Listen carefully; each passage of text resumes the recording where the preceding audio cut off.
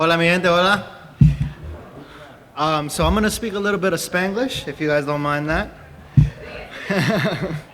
All right, so my name is Luis Bardales Jr. I'm the owner of LBJ Media, and today I kind of wanted to talk to you guys about what does it mean for you when you hear the question of growing up Latino.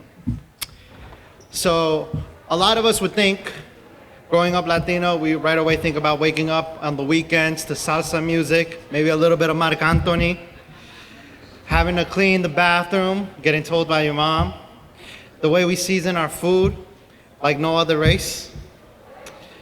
My background is I was born in Lima, Peru, in a district called La Victoria. It was known as La Riqui Viqui. In Peru, it was not like the United States, where if you do go to college, that you get to go bigger and bigger and bigger. There is a glass ceiling to it, and there's also limited options of what you can do.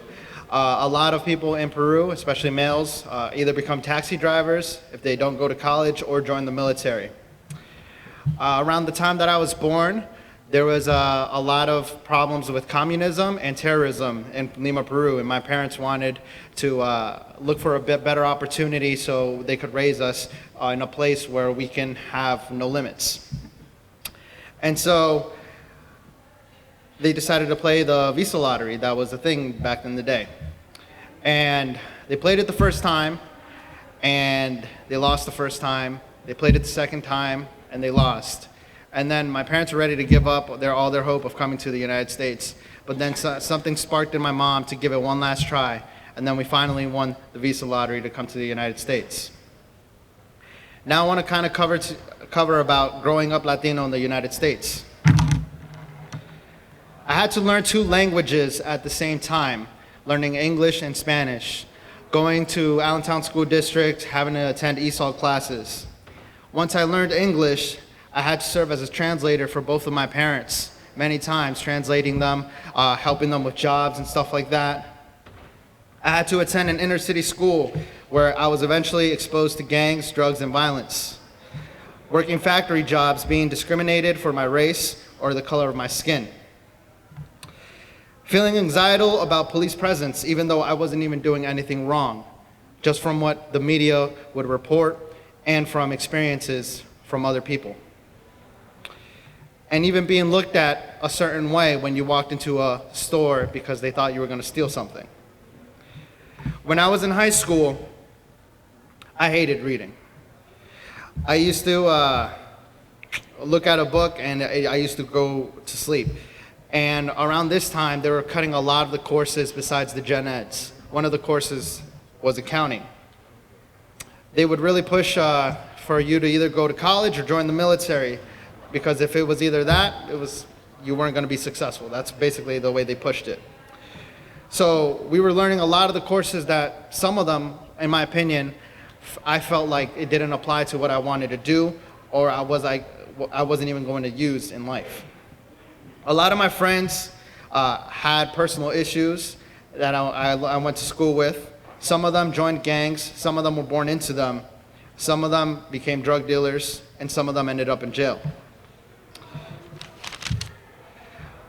A lack of mentorship, guidance, and exposure to these hidden opportunities led them to this. Thankfully, I was part of a program called JROTC, where I had one of my first mentors, may he rest in peace, Willard D. Jones, Mass Sergeant. And he guided us, and he was like a second father for us.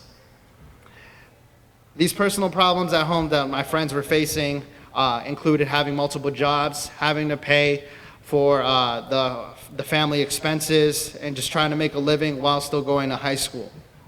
And these are all issues that some of the teachers don't realize when they're dealing with these students.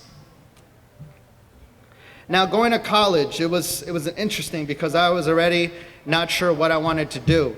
I eventually went into Lehigh Carbon Community College, and I switched my major 3 times because I first went into music production since I had a really big passion for music.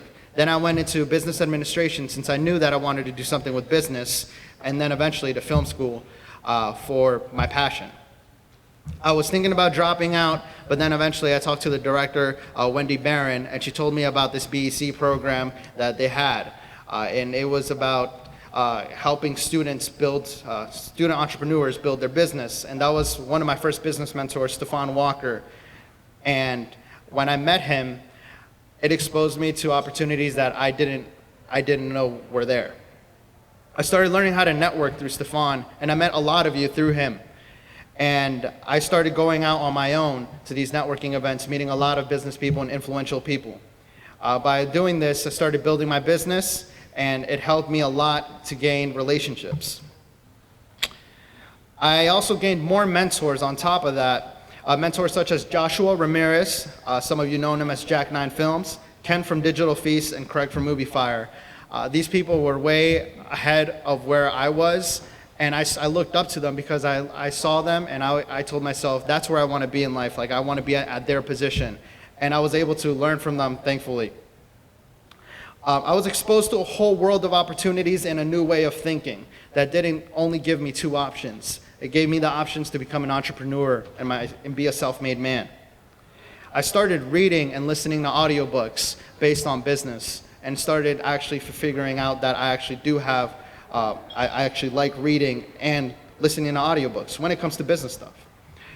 And then eventually, I started my business called LBJ Media. Now, one of the questions that I want to ask you, a rhetorical question, is what creates an entrepreneur? Is it out of necessity? When I was in Lima, Peru, I would notice that a lot of people would own their own shops, their own family shops, convenience stores, or even their own restaurants. And they would do it out of necessity as a side hustle to bring in more money. Is it for passion? Is it something that you're passionate about? Or is it something that runs in the family? Maybe you had a dad or an uncle that was an entrepreneur.